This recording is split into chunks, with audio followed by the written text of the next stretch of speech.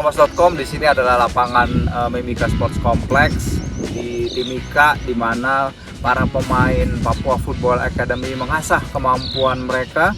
Di sini lapangannya full size pitch, rumputnya bagus banget. Kita nyoba dan besok kita akan coba main di lapangan ini. Ini stadion, ada juga tribunnya berkapasitas 6.000 orang, dibangun di Mimika Sports Complex yang awalnya bertujuan dibangun untuk PON Papua 2020.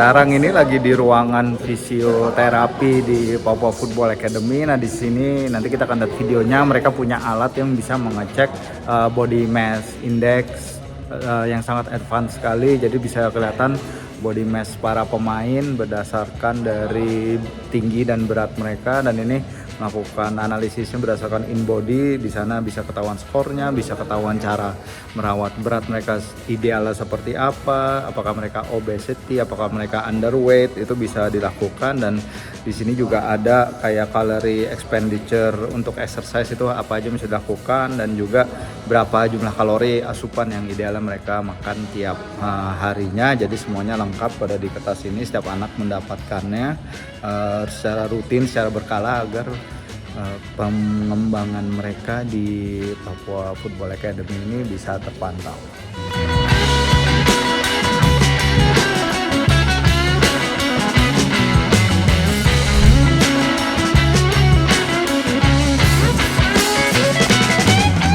Sekarang perjalanan menuju Tembagapura dimulai. Naik apa nih? Bus truk anti peluru.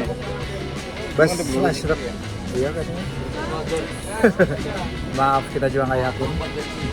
Tapi pengalaman baru juga buat kita, dan kayaknya seru banget.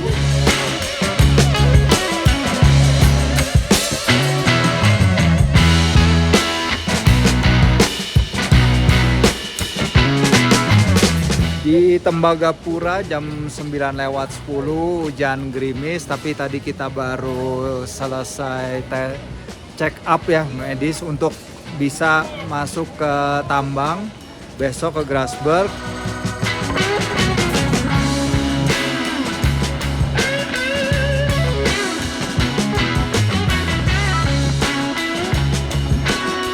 Oke, jadi ini adalah joint training antara Papua Football Academy dengan Wonzangkam International School yang ada di Tembagapura.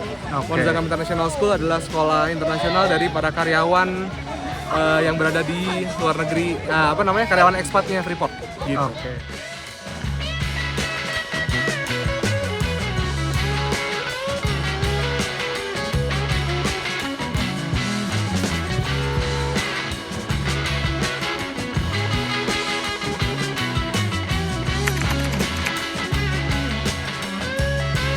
Ya, untuk rasanya latihan di 2000 meter tinggi itu yang pengalaman luar biasa. Selain ini kita juga punya pengalaman baru, lapangan beda, surrounding bedanya, cuacanya beda, itu semua pengalaman. Setiap kali sedikit 1% jadi baik untuk anaknya. Tapi tujuan di sini kita latihan bersama dengan sekolah-sekolah lokal di sini. Kita mau hibur anak di sini dan bikin networking juga.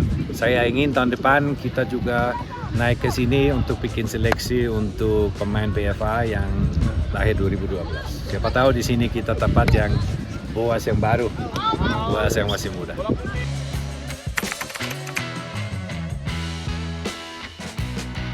Ya, saya mau anak ekspresi kita harus disiplin seperti orang Jerman, punya filosofi, punya dasar ada, tapi harus ada ruangan untuk ekspresi diri untuk pemainnya. Soalnya pemain 10 tahun di depan itu akan harus bisa keluar dari tekanan. Keluar under pressure, harus bisa aksi. Soalnya 10 tahun di depan sepak bola akan jadi lebih cepat, ruangan akan jadi lebih sempit. Artinya pemain harus mampu keluar dari tekanan. Ya, itu yang salah satu caranya dengan dribbling. Saya nggak bisa bilang nggak boleh dribbling, nggak bisa. Yang jelas umur 13-14 tahun mereka harus mulai belajar di mana saya dribbling, kapan saya dribbling harus tahu. Tapi dribbling itu satu hal yang baik. Misalnya kita bisa ciptakan numerical advantage untuk tim kita, itu sangat baik. Nah, kita kurikulum dasarnya ada di Villanesia. Soalnya ini yang sebetulnya red line dari PSSI, tapi jelas kita punya modifikasi. Seperti sekarang kita udah masuk ke sana inverted fullback, hybrid center back, terus 3 on the back. Soalnya kita ingin whole rounded education for the player. Artinya kita mau semua ada banyak hal sepak bola anak Papua kita di BFA kenalkan supaya nanti di Jawa umur 15-16 tahun sudah punya gambaran bagaimana main tiga belakang, bagaimana misalnya dia minta inverted fullback, harus sudah tahu lah. Itu keinginan kita.